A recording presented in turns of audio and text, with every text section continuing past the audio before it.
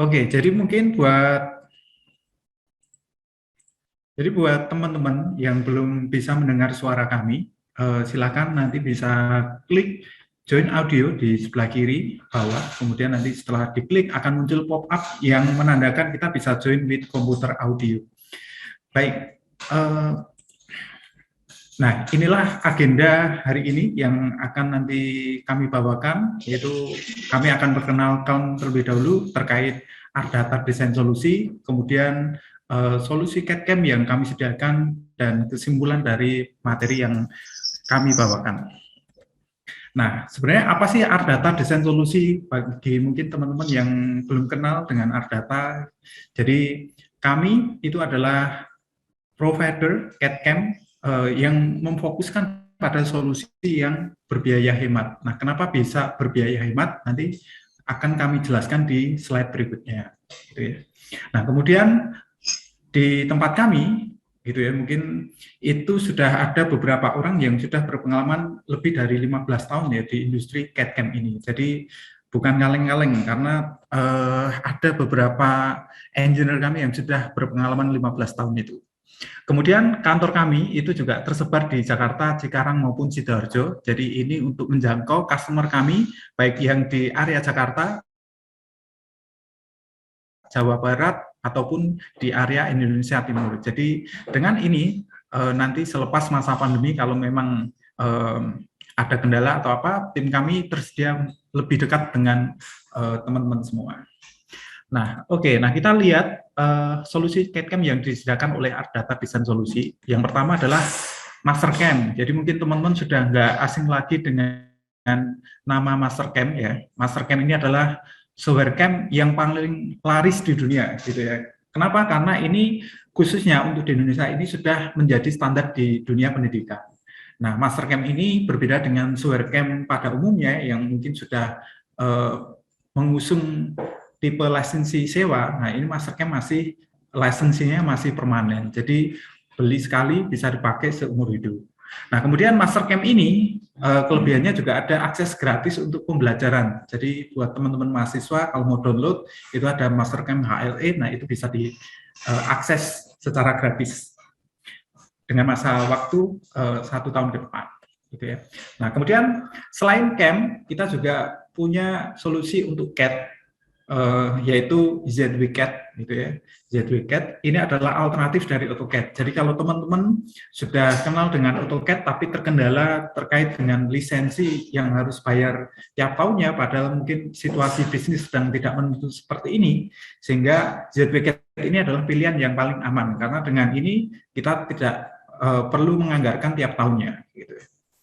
Nah, kemudian ini juga dari sisi spek hardware juga akan lebih rendah. Dan dari sisi supporting untuk file DWG-nya ini sudah support ya dengan versi DWG atau dari versi aplikasi AutoCAD versi terbaru, gitu ya. Ini juga sama lisensi permanen, sehingga kalau ini software bisa menjadi lebih murah karena memang dari sisi harga tidak terpaut jauh dari sewa software yang sewa tadi, tetapi ini bisa dipakai seumur hidup, gitu ya. Nah, kemudian untuk ZWCAD, kemudian kelasnya naik, kita ada ZW3D. Jadi kalau ZWCAD lebih fokus ke 2D, ini ZW3D untuk 3D modelingnya. Di situ sudah mengusung konsep parametric modeling, gitu ya. Kemudian sudah lengkap baik untuk surface, mold, sheet metal ataupun hybrid modelingnya, gitu. Nah, kemudian ZW3D ini juga ada juga gratis untuk teman-teman mahasiswa juga. Jadi nanti bisa dapetin akses gratis juga.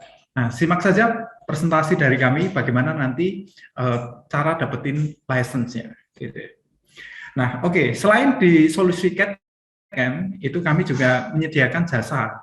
Jadi kenapa kami sekarang menyediakan jasa? Karena sekarang industri trennya memang pekerjaan mulai banyak, gitu ya. Namun dari sisi employee, gitu ya, itu kadang-kadang load-nya sudah mungkin kadang-kadang kurang, gitu ya. Mau nambah orang tetapi situasinya kurang menentu, masih belum menentu, sehingga alternatif yang paling baik itu adalah dijasakan, gitu ya. Nah, jasa yang kami lakukan atau kami sediakan itu adalah 2D drafting. Jadi kami pernah dapat project untuk redraw file-file PDF, hasil scan atau mungkin file-file lama dari customer. Nah, itu didigitalisasi karena sekarang sudah tidak zamannya untuk menyimpan dokumen itu dalam bentuk hard copy gitu ya, hasil print out gitu ya. Sehingga ini akan lebih mudah tersimpan atau dikelola ketika itu sudah menjadi file digital dalam bentuk DWG ataupun 3D. Nah, ini juga yang kami lakukan, jadi bukan hanya 2D, tapi kami juga menerima jasa desain atau redraw dari hasil scan atau PDF ke desain 3 dimensi. Nah, kemudian setelah desain gitu ya, itu kami juga menawarkan untuk jasa desain simulasi gitu ya, baik untuk struktural maupun fluida. Jadi untuk kekuatan pembebanan gitu ya, dan juga untuk aliran fluida gitu ya. Nah, kemudian selain itu gitu ya, kadang-kadang mungkin untuk penawaran itu dibutuhkan tampilan model yang menarik, sehingga itu kita butuh prototipenya untuk dibawa ke studio foto gitu. Tapi itu memakan waktu lama, sehingga bisa dijadikan solusi untuk 3D render ini gitu ya, untuk mempersingkat proses pembuatan prototyping. Nah, itulah perkenalan terkait Art Data Design Solusi. Kemudian berikutnya saya akan sharing terkait tantangan desain. Gitu. Jadi yang tantangan desain yang pertama itu adalah dari sisi spek hardware, di mana biasanya untuk desain 3 dimensi itu dibutuhkan workstation yang mahal, gitu ya. Dan nggak semua perusahaan ternyata mampu untuk beli workstation. Gitu ya. Nah, kemudian tantangan berikutnya adalah ini bagaimana nanti untuk presentasi, sehingga kalau sudah bikin desain mesin, biasanya customer kami itu sudah nggak cukup untuk gambar 2D aja, karena untuk presentasi kadang-kadang ketemu owner, ketemu orang finance yang nggak mengerti mengenai gambar teknik, sehingga ini akan lebih mudah dicerna kalau itu ada semacam video terkait cara kerjanya. Kemudian tantangan berikutnya itu adalah menghitung kebutuhan bahan ya. Jadi ini seperti misalkan contohnya kalau kita mau bikin kue gitu ya, kita harus ini ya belanja gitu ya. Belanja berapa kilogram tepung yang harus kita beli. Kemudian ada toppingnya apa saja, ada keju dan lain sebagainya. Nah, itu perlu kita hitung dulu sebelum kita berangkat ke pasar atau minimarket. Nah, itu begitu juga halnya dengan manufaktur. Gitu. Jadi kalau kita mau buat sebuah mesin, berarti kita harus beli material di awal dulu yang bisa menunjang proses produksi pembuatan mesin. Gitu ya. Nah, dari ketiga tantangan ini, solusinya salah satunya adalah ZW3D. Gitu ya. Kenapa? Apa sih mungkin buat teman-teman baru kenal atau baru dengar terkait ZW3D. Nah, ini kita kenalkan. Jadi sejarah ZW3D itu awalnya adalah tahun 98 itu perusahaan yang sekarang mendevelop ZW3D itu namanya ZW Soft, resmi berdiri di Cina gitu ya. Nah, kemudian setelah 5 tahun atau 6 tahun ke depan itu mulai dipasarkan secara global, secara internasional gitu ya. ZW Soft dalam bentuk solusi yang pertama yaitu yang ZW-CAD-nya atau software 2D-nya gitu. Nah, kemudian di 2005 itu Arisma Data itu sudah memasarkan ZW-CAD di Indonesia. Jadi kurang lebih kita sudah 15 tahunan ya untuk berpengalaman terkait dengan ZW-CAD. Nah, kemudian cikal bakal ZW3D itu dimulai dari tahun 2011, itu ZW Soft mengakuisisi software atau teknologi VX CAD/CAM gitu ya. Karena akuisisi ini sehingga di rebranding VX CAD/CAM tadi menjadi ZW3D namanya. Nah, saat ini itu versi terakhir yang rilis di ZW3D adalah versi 2022 yang barusan rilis 2 bulan yang lalu tepatnya. Oke, nah kemudian dari sistem requirement, ini kita kutip dari website resmi dari ZWsoft, ini masih bisa jalan di spek komputer yang minim, gitu ya. Jadi di situ disebutkan Core 2 Duo, gitu dan sebagainya. Jadi itu adalah saya yakin, gitu ya, untuk komputer-komputer baru itu bakal support dengan penggunaan ZW3D 2022. Nah, kemudian untuk memaparkan cara kerja dari mesin yang didesain, nah ZW3D ini juga bisa membuat animasi. Nah, ini adalah salah satu hasil dari animasi yang dibuat di software ZW3D, gitu ya, tanpa proses render. Nah, jadi kita bisa lihat dalemannya ya, secara detail, kemudian ada perubahan view, kemudian ada explode-nya. Oke, nah itu contoh animasinya. Nah, kemudian untuk machinery, ini kami buatkan sampel. Jadi ini adalah mesin packaging ya. Jadi dengan roller conveyor gitu ya. Jadi di situ box karton yang terbuka, begitu masuk ke situ atas dorongan roller conveyor-nya, dia bisa langsung otomatis tertutup seperti itu. Jadi itu fungsinya. Nah, dari situ bisa dijelaskan dengan mudah dengan animasi yang sudah dibuat menggunakan ZW3D. Nah, untuk kita bicara mengenai bagaimana cara pemodelan di ZW3D, nah ini akan kami contohkan secara bertahap untuk part-part yang ada di sini. Jadi untuk yang pertama kita akan buat roller part-nya, gitu ya. Di mana di situ lebih kurang bentuknya adalah silindris ya, dan ada beberapa groove. Nah, bagaimana cara bikinnya di ZW3D? Nah, caranya adalah seperti ini. Jadi di ZW3D ini kita bisa bikin new dokumen. Di situ ada part assembly drawing. Jadi memang terpisah windownya part assembly drawing. Jadi untuk single komponen rakitan ataupun detail drawing yang nanti akan dikirim ke manufaktur. Nah, kemudian untuk sketchingnya, nah ini kita bebas terlebih dahulu saja. Jadi tidak harus kita input dimensi di situ. Dimensi kita bisa input terakhir. Kemudian di sini kita bisa tambahkan constraint untuk garisnya otomatis sama. Nah, hebatnya di ZW3D ini sudah ada saran terkait dimensi yang full gitu ya, yang perlu diberikan. Nah, sebagai contoh di sini itu begitu kita klik gitu ya, 25 tadi dimensinya akan hilang. Nah, itu 85 begitu saya tambahkan di sini dia akan otomatis hilang. Jadi dia secara software sudah tahu bagaimana cara pemberian dimensi yang tepat, gitu ya.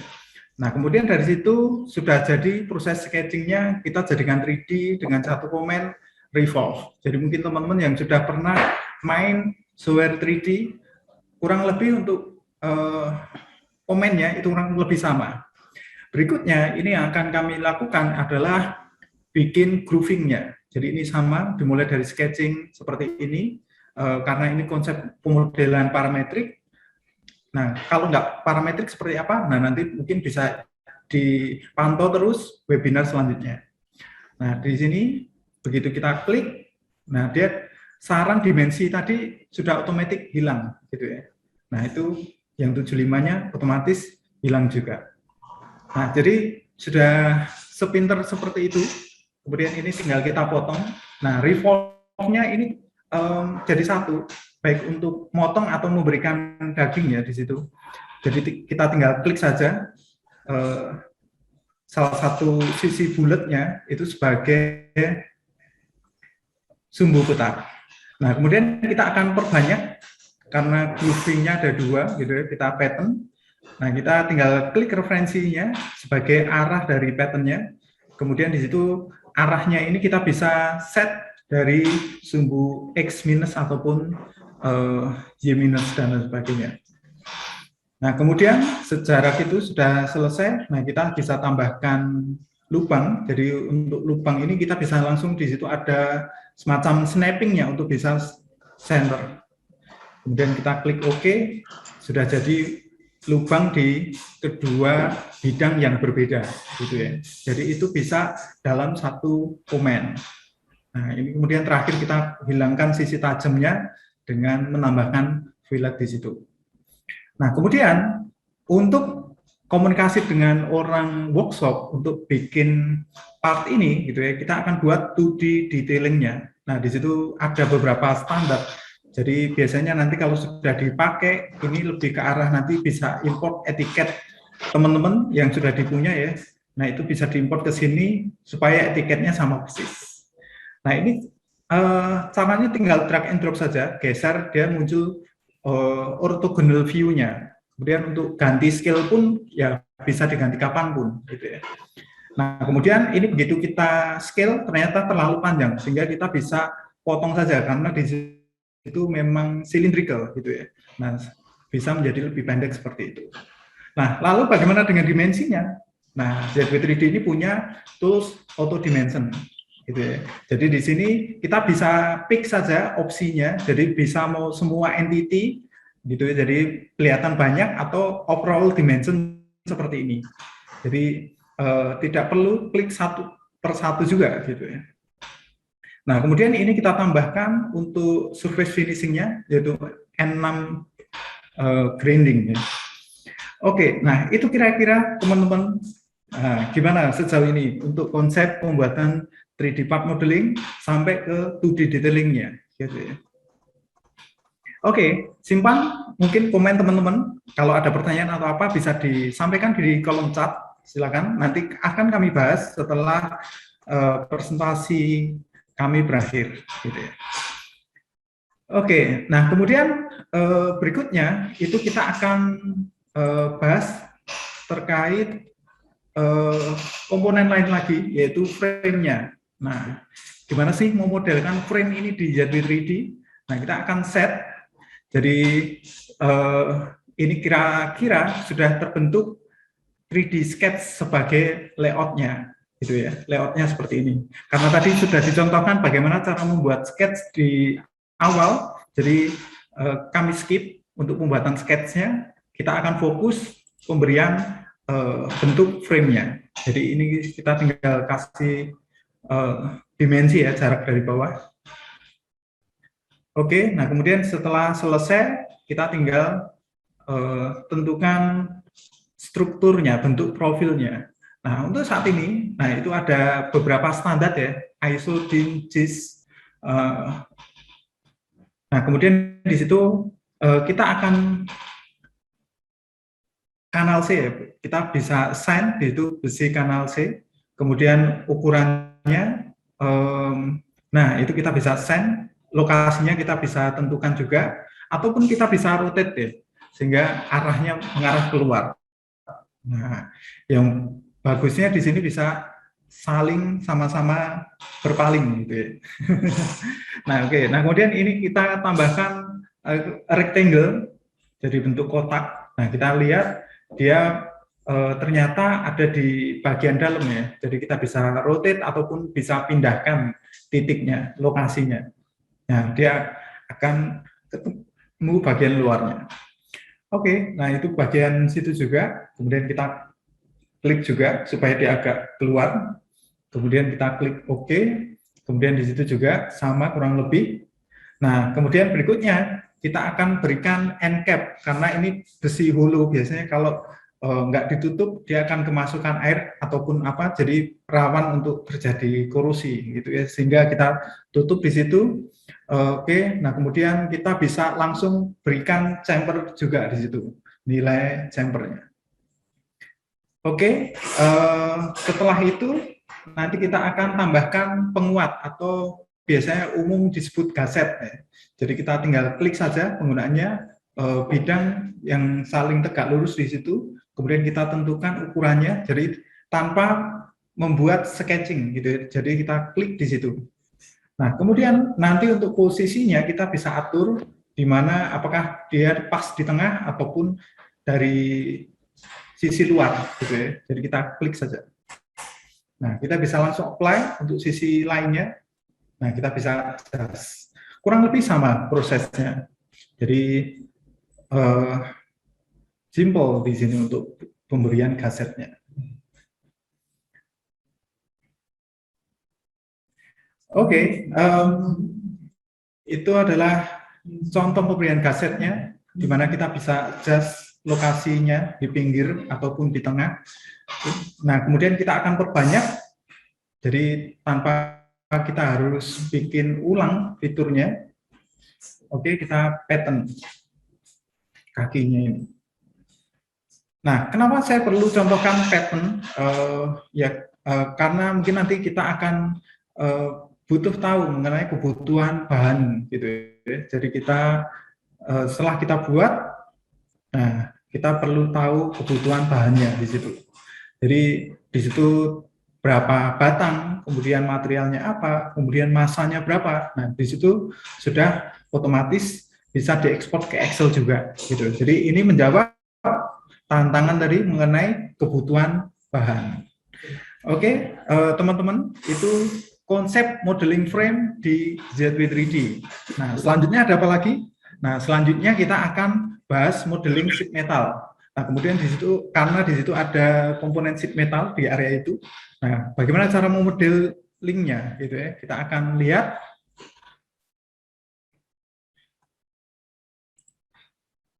Oke, ini sama. Jadi mulai dari komponen, tapi di sini memang ada sheet metal ya. Nah, singkat cerita, saya menjadi Bandung Bondowoso sehingga sketsnya sudah terbuat di situ. Nah, yang paling menarik di ZW3D ini adalah di sini ada sheet metal atribut. Kita bisa assign pertama kali mengenai thickness, bend radius, dan di sini perhitungan bentangannya, gitu ya. Jadi di situ bisa difungsikan untuk mendapatkan bentangan yang akurat, gitu ya. Nah, di sini kita tidak perlu klik lagi mengenai thickness-nya karena sudah di-assign dari awal tadi. Nah, ini kemudian kita kasih bendingan tambahan. Nah, lebarnya kita bisa adjust, gitu ya. Nah, bagaimana dengan kebutuhan materialnya? Jadi kalau ini kan biasanya sebelum ditekuk, gitu ya. Nah, ini kita bisa flatten. Nah, kebetulan di ZW3D ini adalah dia akan bikin body tambahan, gitu, body baru, sehingga kita bisa head and shoulder body yang bending dengan hasil bentangannya. Nah, di situ hasil bentangannya terlihat bahwa dia sudah ada dimensinya, termasuk juga bend line-nya. Dan hasil flatten ini bisa diekspor ke DXF. Jadi kalau mungkin teman-teman yang bekerja di perusahaan sheet metal biasanya butuh ini untuk proses laser cutting. Nah, itu bisa dicek di situ. Nah, kemudian tadi single komponen udah, frame sudah, sheet metal sudah. Nah, kita giliran ke assembly. Nah, assembly di sini kita mulai bikin assembly baru. Oke. Nah, itu kita kasih nama.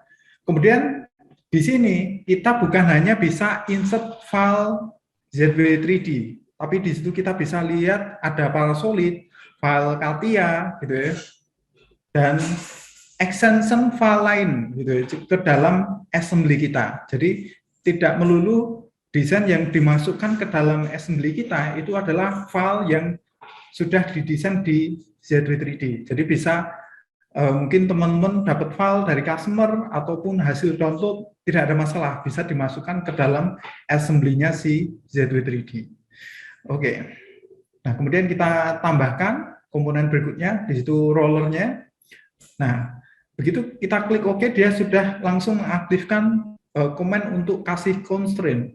Jadi rollernya ini, gitu ya, kita senterkan dengan lubang yang di paling ujung.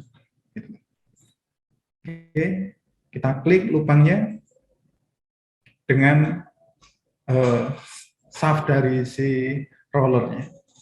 Oke, nah itu sudah terpasang seperti itu, kita bisa perbanyak. Jadi kurang lebih prinsipnya sama, tinggal pick saja, lalu tentukan arahnya, jaraknya berapa, kita tinggal tentukan, kemudian jumlah komponennya berapa. Nah, di sini kita input semua, kita klik OK, sudah jadilah seperti ini, roller conveyor. Gitu ya. Nah, kemudian kita tambahkan di sini foldingnya, jadi si mekanisme si penekuk box kartonnya tadi. Nah, di sini kita bisa centerkan gitu ya, permukaan lubangnya. Oke. Nah, tinggal kita pilih. Oke. Nah, ini karena belum menempel, oke, tinggal kita adjust lagi dengan si Allen key-nya atau ankle-nya. Oke, nah itu sudah terpasang seperti itu. Baik, teman-teman, jadi seperti inilah proses assembly dari si ZW3D. Jadi ada constraint, bisa insert dari komponen lain, gitu ya. Dan di sini, nah, di situ kita bisa gerakkan komponennya, gitu ya. Karena di situ adalah flexible sub assembly, gitu ya. Jadi kita bisa gerakkan komponennya dengan menggunakan mouse saja. Nah, oke. Sebelum kita buat 2D drawing-nya, kita harus pastikan desain si assembly ini benar dari awal ya. Jadi dengan cara kita salah satunya cek tabrakan. Jadi jangan sampai nanti sudah dimanufaktur nggak bisa dipasang gara-gara ada tabrakannya. Oke, nah di sini kita tinggal klik saja interference check di ZW3D. Nah, ini kita cek. Oke, dia akan analisis semua komponen. Nah, inilah dia ketemu. Nah, itu ya, warna merah di situ, area yang berwarna merah, itu adalah lokasi tabrakannya. Jadi antara si sheet metal tadi kan ada radiusnya, kemudian di si weldment tadi atau frame-nya tadi, nah itu dia kan sisi tajam gitu ya, sehingga di situ terdeteksi ada tabrakan. Oke, berikutnya kita mau bikin explode. Nah, tapi yang menarik di ZW3D ini adalah explode-nya bisa dibikin otomatis, sehingga teman-teman bisa buat explode-nya itu dengan cara lebih singkat. Nah, oke, jadi di sini auto explode kita ditambahkan. Nah, kemudian ini kita akan save ke dalam AV file. Nah, inilah hasilnya. Nah, proses explode tadi. Oke, gimana teman-teman? Notepad lah ya untuk sesuatu yang sifatnya otomatis ya. Oke, kemudian berikutnya ini adalah general assembly drawing. Jadi kita sudah buat assembly tadi, kita akan keluarkan bill of materialnya. Nah, oke, kita tinggal klik. Di situ kita bisa pilih tampilannya agak bisa berwarna gitu ya. Kemudian ini setelah ini kita keluarkan bomnya. Nah, di situ untuk bomnya itu ada beberapa opsi. Kita pilih opsi top level di mana tidak menjabarkan bomnya itu untuk detail per komponennya. Karena kalau didetailkan nanti listnya nggak muat satu lembar ya. Jadi untuk mempersingkat waktu, di sini saya munculkan foto ini ya, top level. Nah, kemudian ini balonnya sesuai dengan tabel bomnya tadi. Oke, gitu teman-teman. Kira-kira bagaimana cara pakai ZW3D untuk keperluan desain masonry. Nah, kemudian ini toolsnya selengkap ini gitu ya.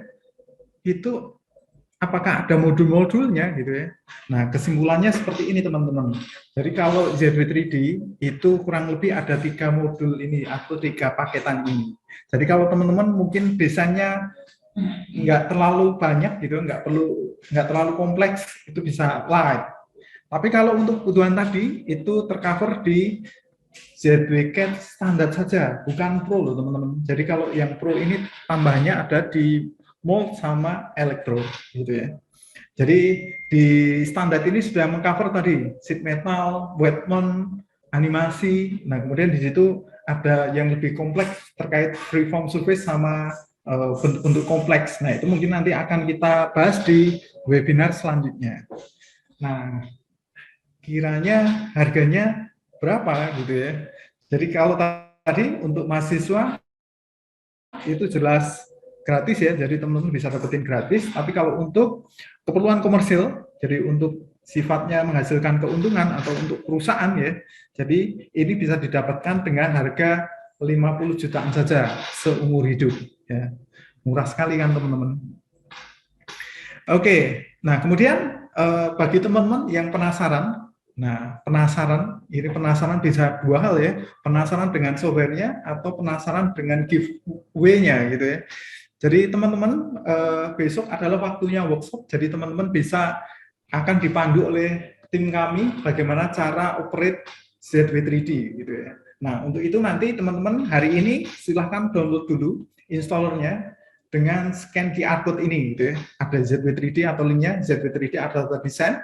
Nah itu atau nanti kami kopikan ke kolom chat ya teman-teman ya. Jadi untuk download softwarenya itu kurang lebih nanti softwarenya nggak terlalu besar, jadi hanya kisaran 1,3 giga saja.